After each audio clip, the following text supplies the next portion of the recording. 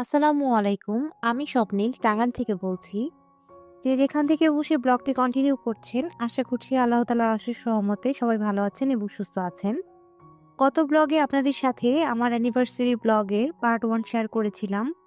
হাতের মেহেদি কালার নিয়ে খুব কনফিউশন ছিল যে কালারটা আসবে কিনা, কিন্তু আলহামদুলিল্লাহ বিকালে কালারটা চলে এসেছে।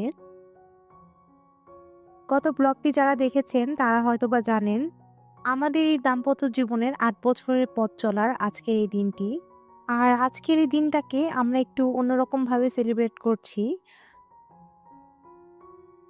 ৮ বছর আগে এই দিনটাতে আমি বউ সেজেছিলাম। আর ঠিক ৮ বছর পরে আজকের এই দিনটাতে আমি আবারও বউ সেজেছি।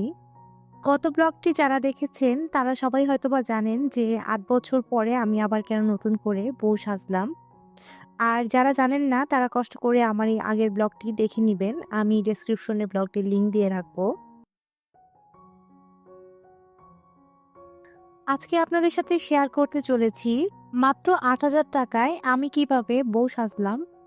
শুনতে অবাক লাগলেও এটাই সত্যি যে খুব কম খরচে আপনি চাইলে সুন্দরভাবে বউ সাজতে পারেন।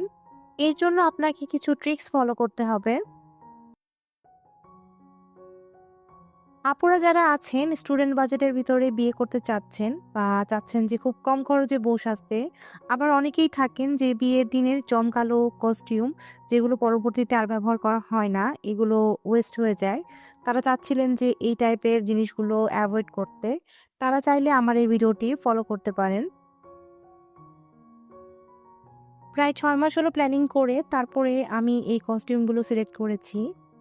আমার যেহেতু অ্যানিভার্সারি ছিল, বিয়ে ছিল না, তাই চাচ্ছিলাম না যে খুব বেশি একটা বাজেটে আমি এই লুকটা ক্রিয়েট করি। শাড়ির কালার সিলেক্ট করার ক্ষেত্রে আমি আইভরি গোল্ড কালারটা সিলেক্ট করেছি। এখন এই কালারটা খুব বেশি ট্রেন্ডি। আমার বিয়ের সময় আমি লাল বেনারসি পরেছিলাম। একেবারেই যেটা ট্রেডিশনাল সাজ বলে। কিন্তু এখনকার ব্রাইডরা দেখা যায় যে হালকা কালার এবং লাইট কালারের দিকে বেশি ঝুঁকে পড়েছে। তো আমার বর্তমানে এই কালারটা খুব বেশি ভালো লাগে। হয়তোবা এখন বিয়ে করলে এই কালারটা পরেই বিয়ে করতাম। শাড়িটা আমি একটা ফেসবুক পেজ থেকে নিয়েছিলাম। শাড়িটা মূলত অর্গানজা টিস্যু ফেব্রিক্স এর উপরে ছিল। এই টাইপের ট্রেন্ডি শাড়িগুলো সাধারণত অর্গানজা টিস্যু ফেব্রিক্স এর উপরে হয় এবং মসলিনের উপরে হয়। যেগুলো মসলিনের উপর হয় সেগুলোর বাজেট মোটামুটি ৮ থেকে ১০,০০০ টাকার মতো হয়। আর এই এমব্রয়ডারি সুতার কাজের শাড়িগুলো যদি আপনি মিড বাজেটের ভিতরে বা স্টুডেন্ট বাজেট নিতে চান, তাহলে অবশ্যই আপনাকে অর্গানজা টিস্যুর উপরে নিতে হবে। টিস্যুর উপরে আবার বিভিন্ন ধরনের কোয়ালিটি আছে। অনেকগুলো দেখা যায় যে পরার পরে ফুলে থাকে। আমার এই শাড়িটা ফুলেছিল না। এই শাড়িটা যে অনলাইন পেজ থেকে নিয়েছিলাম সেটাতে অফার প্রাইস চলছিল। এটার প্রাইস ছিল ২২৫০ টাকা। শাড়ির সাথে যে ওড়নাটা সিলেক্ট করেছিলাম সেটাও আইভরি গোল্ড কালারের ছিল। সেটাও ছিল টিস্যু ফেব্রিক্স এর উপর। সেই সাথে আমি আমার পছন্দ মতো লেস কাস্টমাইজ করে ওড়নাতে লাগিয়েছিলাম। এই লেসগুলো এখন সাধারণত খুব বেশি ট্রেন্ডি। আর পাকিস্তানি বিয়ের ওড়নাগুলোতে সাধারণত এই ধরনের লেসগুলো লাগানো হয়। ওড়নার কাপড় লেগেছিল ২.৫ গজ। আর কাপড় কত টাকা গজ ছিল অ্যাকচুয়ালি আমি ভুলে গিয়েছিলাম। আর সেই সাথে লেসের প্রাইসটাও ভুলে গিয়েছি। সর্বমোট প্রাইসটা আমার কাছে মনে আছে। সর্বমোট ওড়নাতে আমার কস্টিং পড়েছিল ৬৮০ টাকা। ওড়নাটা যেহেতু আমি হাতে তৈরি করেছি, তাই আমাকে টেইলরের মজুরি দিতে হয়নি। আপনারা চাইলে এই ধরনের ওড়নাগুলো গাউসিয়া মার্কেটের ভিতর থেকে কাস্টমাইজ করে বানিয়ে নিতে পারেন। এছাড়াও অনেক ওড়নার দোকান আছে যেগুলো থেকে আপনি শাড়ির সাথে ম্যাচিং করা ওড়নাও পেয়ে যাবেন।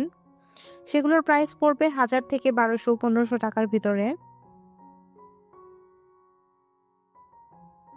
আমি যে জুয়েলারিগুলো ইউজ করেছিলাম সবগুলোই ছিল মোটামুটি ডায়মন্ড কাটের। জুয়েলারিগুলো নিয়েছিলাম ঢাকার চাঁদনী চক মার্কেট থেকে। ঢাকার চাঁদনী চকের ভিতরে দেখা যায় যে গাউসিয়া মার্কেটের থেকে কম প্রাইসে একটু বার্গেনিং করে আপনি জুয়েলারি কিনতে পারবেন। গলার সাথে যে ছোট নেকলেসটা রয়েছে ডায়মন্ড কাটের, ওটা ইয়াররিং সহ প্রাইস পড়েছিল ৮০০ টাকা। আর সীতার মতো যে নেকলেসটা আছে ইয়াররিং সহ ওটার প্রাইস পড়েছিল ২,০০০ টাকা। সেই সাথে একজোড়া ডায়মন্ড কাটের চুড়ি নিয়েছিলাম, সেটার প্রাইস পড়েছিল ১,২০০ টাকা। এছাড়াও হাতের চুড়ি হিসাবে বিয়ের যে লাল জোড়া চুড়িগুলো রয়েছে ওই জোড়া ২ জোড়া চুড়ি নিয়েছিলাম। আমার প্রাইস পড়েছিল ৫০০ টাকা। মাথায় সীতাপাটি হিসাবে ইউজ করেছিলাম মুলতানি জুয়েলারি সেট। ওটা আমি গাউসিয়া থেকে কাস্টমাইজ করে নিয়েছিলাম। প্রাইস পড়েছিল ৳৫০০। 2010-এর শেষের দিকে তো তাই না? শেষের দিকে ও আমাকে প্রপোজ করে। তো ২ দিন পরে আমি ইয়েস বলি।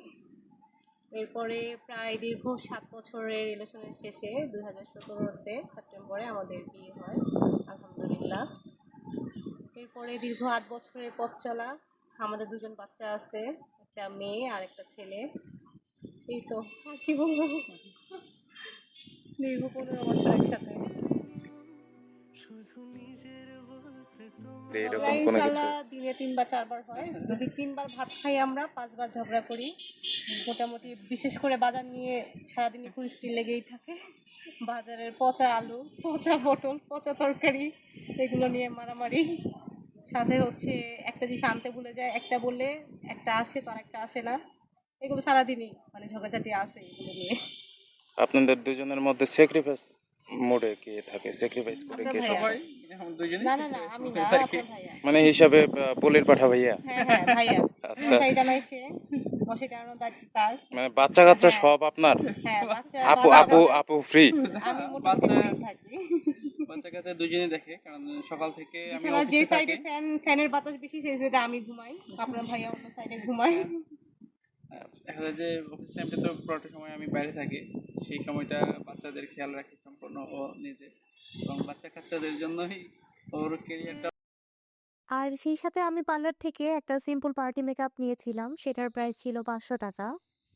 পার্লার থেকে মেকআপ নেওয়ার ক্ষেত্রে আমি অবশ্যই সাজেস্ট করব, ব্রাইডাল সাজের ক্ষেত্রে অবশ্যই ভালো মেকআপ প্যাকেজটা নিবেন। কারণ আমি যে ধরনের পার্টি মেকআপটা নিয়েছিলাম, দেখা যায় যে ৫০০, ১,০০০, ৳২,০০০ যে পার্টি মেকআপগুলো থাকে, সেগুলো সাধারণত ৩ ঘন্টার বেশি লং লাস্টিং করে না। আজকের ভিডিওটা এখানেই শেষ করছি। আল্লাহ হাফেজ। আসসালামু